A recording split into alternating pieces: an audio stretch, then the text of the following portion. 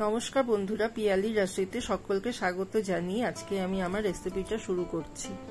আজকে আমি আপনাদের সাথে শেয়ার করতে চলেছি খুবই সাধারণভাবে তৈরি কচুরলতির একটি রেসিপি। ঘরোয়া বাঙালি রান্নায় কচুরলতির আলাদাই একটা জায়গা আছে। কচুরলতি প্রত্যেক বাঙালি বাড়ি হেসেলে বর্ষাকালে কিংবা শীতকালে খুবই জনপ্রিয়। চলুন তবে দেখে নেওয়া যাক খুবই সহজ উপায় এই নিরামিষ কচুরলতি রান্না কিভাবে করা যায়। কচুরলতি বাজার থেকে আনার পরে খুব ভালো মতন করে পরিষ্কার করে ধুয়ে নিতে হবে। তারপরে লতির খোসা ছাড়িয়ে এইভাবে 2 ইঞ্চি সাইজ করে লম্বা লম্বা টুকরো করে কেটে নেব। এবার কড়াইতে জল গরম করে নুন দিয়ে কচুরলতিগুলো ভাপিয়ে সেদ্ধ করে নেব।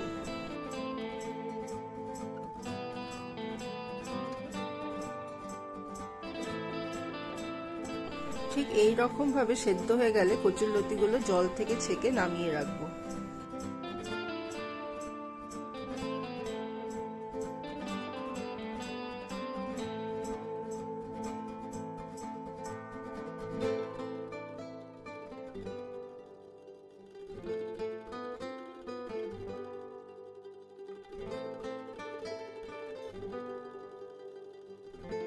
কড়াইতে সর্ষের তেল খুব ভালো মতন করে গরম করে নিয়ে 1 চামচ কালো জিরা ফোড়নে দিয়ে দেব।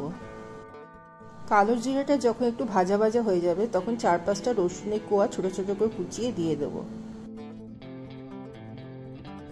রসুনের কোয়াটাকে একটু লালচে রং আসা অবধি ভেজে নেব।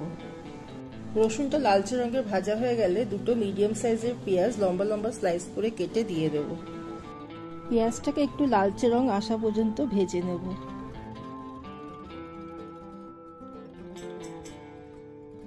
পেঁয়াজটা হালকা বাদামি রঙের ভাজা হয়ে গেলে আগের থেকে সেদ্ধ করে রাখা কচুরলতিটা দিয়ে দেব। লতিটাকে পেঁয়াজের সাথে নাড়াচাড়া করে 2-3 মিনিট ভেজে নেব।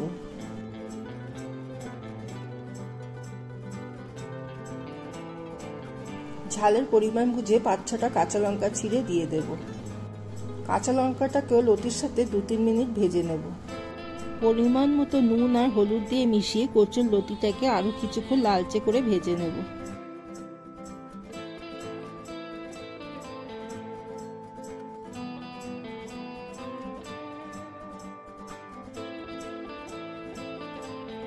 লতিটা ভাজা হতে হতেই আমি এদিকে সর্ষের পেস্টটা বানিয়ে নেব।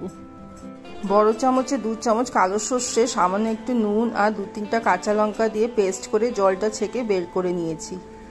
এইবার আমি সর্ষে বাটার জলটা লতিতে দিয়ে মিশিয়ে নেব। লতিটাকে ঝোলের সাথে মিশিয়ে কিছুক্ষণ ফুটিয়ে নেব। ঝোলটা যখন গা মাখা মাখা হয়ে আসবে তখন 2-3 চামচ চিনি দিয়ে দেব। চিনিটাকে ঝোলের সাথে মিশিয়ে কিছুক্ষণ ফুটিয়ে নেব।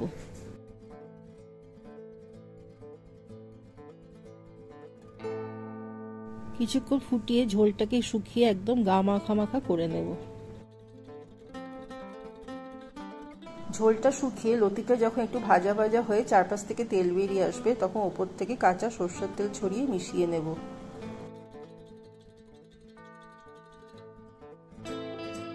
কাঁচা সরষের তেলের সাথে মিশিয়ে লতিটাকে আরো 2-3 মিনিট ভেজে নেব।